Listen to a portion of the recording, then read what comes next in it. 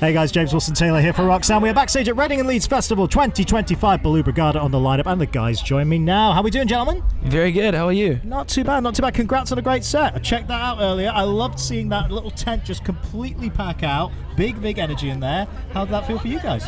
Yeah, it was great. Yeah, it ended up packing out a bit. It felt good. Had a good time. It felt grand. I was sweating. I was smiling.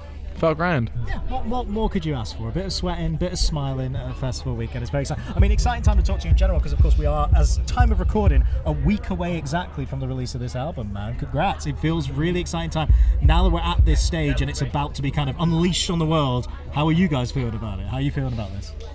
Pretty overwhelmed, honestly. Yeah, it's our debut album, and we put a lot of love and time and blood, sweat and tears into it. So the fact that it's about to become the world's and not just ours is truly exciting, but also very foreign territory for us. Yeah.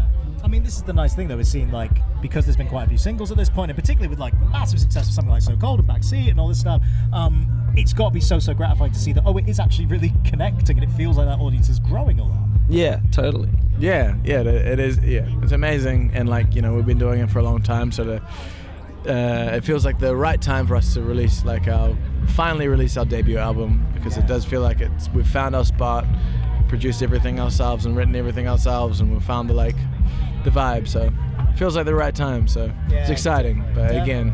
I mean, it's nice to have you back in the UK because, of course, the last time we saw you over here with just the small shows with 21 Pilots, just those little rooms. Oh, just a little gig in a dive bar. I mean, I'm always curious, genuinely, for a band like yourself, and like you say, it's the debut album and all that kind of stuff. How do you approach knowing you're going to be opening up in an arena space like that? Does it change the dynamic of the show, or is it just like, you know what, we're going to go out, do our normal thing and see what happens? Yeah, no, it definitely changes the dynamic. Definitely the first time we've played in such a capacity like that, and because the room is so big, I think we naturally kind of found ourselves giving it a bit more, and jumping around a bit more to sort of match the energy of the room that we're in. It's just. Yeah, it worked. I think it was genuinely a very, very nice fit for that audience as well. I think it worked really well, and you must have found that already. Like a lot of the Pilots fan community kind of gravitating towards you guys. It feels like it's a really nice fit, right? Yeah, totally. Their fan base is so special and like welcoming to us. So we're super lucky that we got to get in front of that audience base, that fan base. Yeah. I mean, and those guys. I mean, obviously we've known those guys for a very, very long time as well, and I do love the fact that they like all the best artists in our scene are very good at kind of nurturing new talent and kind of being there for advice and stuff as well. I'm sure that must have been the case when you're out on the road with Tyler and Josh. They've been able to kind of help you guys out along the way in these early stages. Yeah. It was. I mean, they were like super. Obviously, the opportunity they gave us was like so invaluable, and we had like a few moments of getting to witness some advice from the bros who have been doing that kind of scale for a long time. So that was like super valuable, and just like them giving us the opportunity to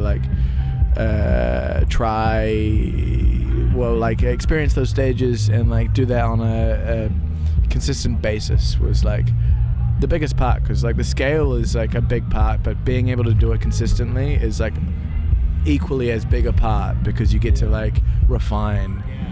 And so instead of it just being like one big show that you shit your pants over, it's like you get to shit your pants over like multiple different what a joy and an opportunity, like days after days. It's great.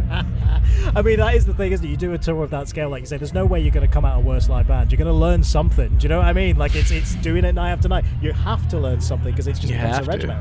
Yeah, exactly. Yeah, and that's like the it's kind of the dream as like a teenage boy when you like think about like playing some like rock tunes on guitar. You're just like, imagine if I got to do this night after night and get better each time. So to do it on a scale that 21 Pilots let us do was absolutely life-changing. Buck Wild, my bad. It was Buck Wild. No, we got to clarify this. It was Buck Wild, ladies and gentlemen. Buck-wise, it was wild. Exactly. It was very, very cool to see that. I'm glad you mentioned, the idea, everyone growing up being kids, playing rock bands, playing rock songs in your garage or whatever.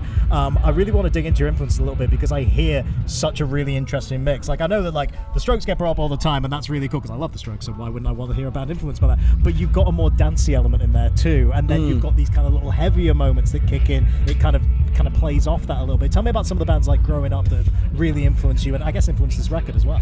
Yeah, bands growing up, Gorillaz, The Police,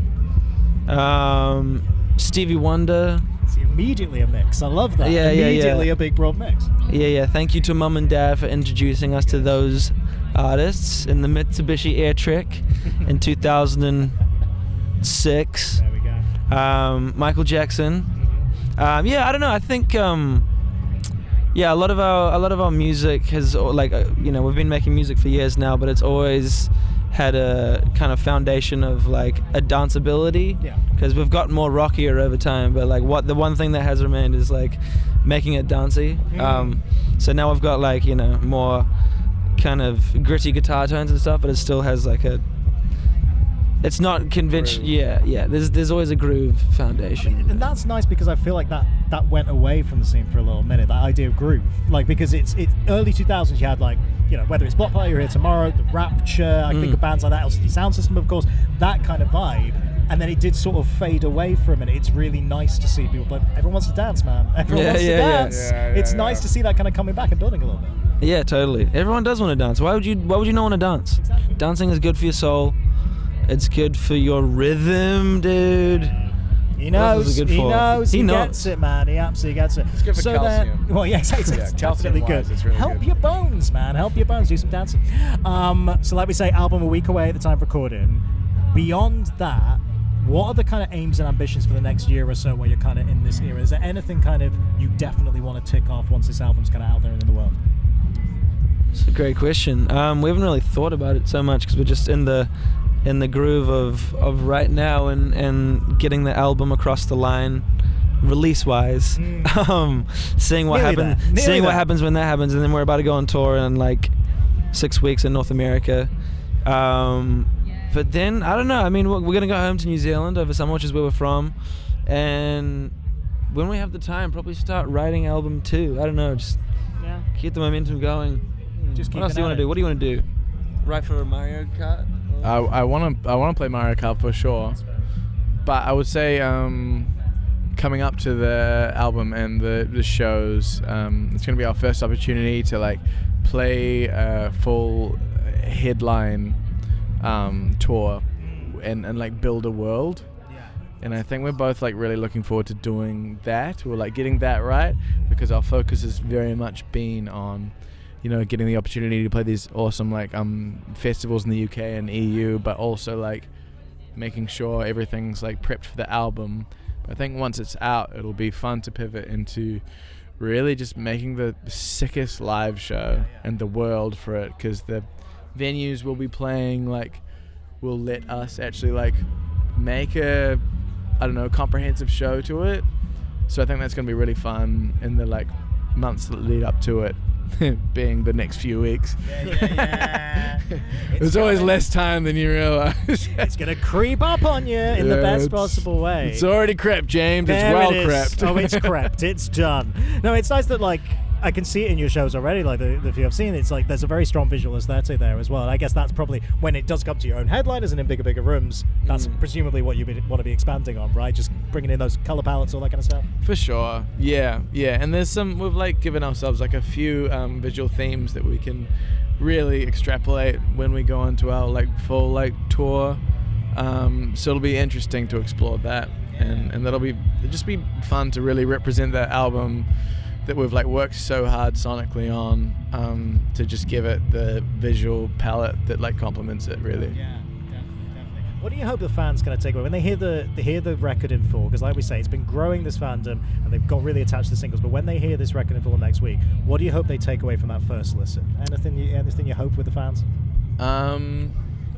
Again, the danceability thing is a big thing for us, but also we like to pepper it with like some very, very deep themes that are like important to us, of just like being vulnerable human beings, and we like to think that this debut has represented both of those things for us. So I don't know, we've mentioned that we want people to dance at the shows, but also like shed a little sweet tear, because I've definitely done that at plenty of show and just been like, oh, just realized that the writing that we're currently writing is very personal and real to us. Yeah. So it's nice to have a full project that like shows that, and is like kind of like boppy, but also like there's some sensitive elements. Because at the end of the day, James, we're sensitive boys. There we go. Tears on the dance floor, man. It's the best genre. Always the best genre. Come on, It's dude. something that gets you crying on the dance floor. It's funny, isn't it? We always find saying this with artists, like the more personal you get, it's weird how that then becomes more relatable to a wider audience, right? Like the more specific you kind of get, people are able to kind of bring things out of that, their own experience. Weird Exactly. dichotomy. It's really, really interesting. Hey, this is something we'll be getting absolutely everybody to do, right? So we do this thing now called the 7-song set list, right? So let's pretend you are only allowed to play exactly the same 7 songs every night whenever you do a tour for the rest of time, right? Now I know we're on album 1, so we've got a kind of, a smaller one to play with here, but what 7 songs would make the cut for that ultimate Balu set list at this point of yours? So you can throw a Balu's cover in if you want, but bear in mind these are the only 7 songs you're ever allowed to play again. Listen, James, if we're doing it for the rest of the time, we're not throwing a cover in there. Okay, and I Jeez respect you for that. Louise, You'd be James. surprised some of the answers we've had. You'd be surprised. Come on then, let's have 7 songs here. 7 songs. You start with one. So Cold. Golden Gate Girl. Backseat. Sideways. Is that 4? That's 4. 3 more. 3 to go. Everyone 3 gets sucker more. 4. 3 Everyone more. gets sucker 3 4. more. I love it. Did we say Golden Gate Girl? Yes, sir. Cool. These are the only 4 songs we like of us. No. Play them again. Gotta throw Designer in there. Okay, that's 5. 2 more. Butterfly Boy. Yeah. An unreleased one. And the last one.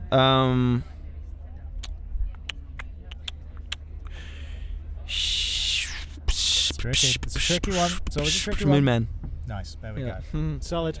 I say this every time. The psychology of bands, everyone gets stuck after number 4. Everyone rattles Really? 4 out and then goes, Yeah. and now I've no idea. Yeah. Now the Yeah. pressure's on. And now I love my babies equally. Yeah, this is it. My favourite 4 are out there. Damn, now we've got to figure out.